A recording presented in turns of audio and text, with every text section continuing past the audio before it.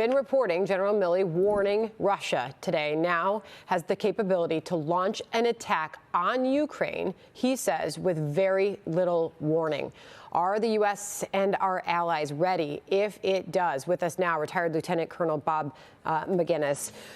Colonel, thank you very much for joining us. We're all trying to get a hold of this situation and understand it, as we have seen in recent days and weeks an escalation at the border there with Russia building up its troop level. I'll ask you, as we now enter the end of a week where we've been following this so closely, what you believe are right now the chances that Vladimir Putin decides to move into Ukraine there. Yeah, Sandra, Putin has been waiting 30 years to do what we're talking about. And that is, after the fall of the Soviet Union, they were radically embarrassed. He's already said to his nation he intends to bring back the Russo-Ukrainian empire. He also sees a very weak United States, a divided United States. He sees a new government in Germany, which is a powerhouse in Western Europe. And he sees the balance of the European nations looking at their navel and not over the fence at what Moscow is doing.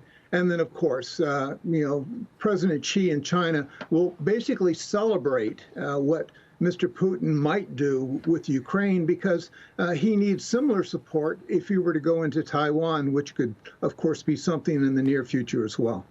Those are two major threats that we face as a nation and that the globe is watching. As far as the conflict not being inevitable, as you heard from the Joint Chiefs chairman today, as well as the defense secretary, do you believe Putin's made up his mind, or do you believe, as they said in that news briefing today, that there is still a path through diplomacy? Well, Mr. Biden, as well as Mr. Austin, did not want to speculate as to the psyche of Vladimir Putin. But, Mr. Putin is an old KGB hand. He knows how to roll the dice. He knows how to take risk.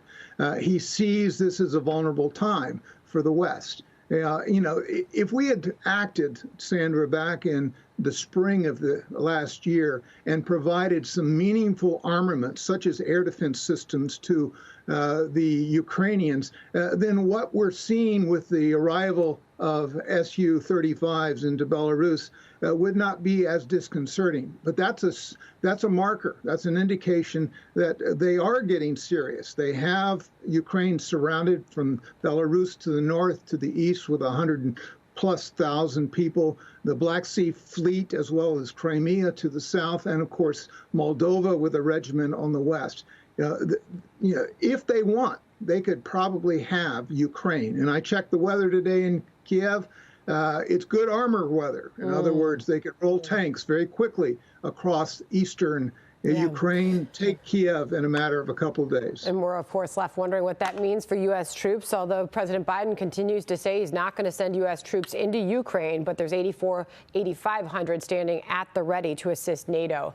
And that is where things, as we heard again today, stand. Appreciate it, Colonel. Great to see you. Thank you very much. Thanks, Sandra.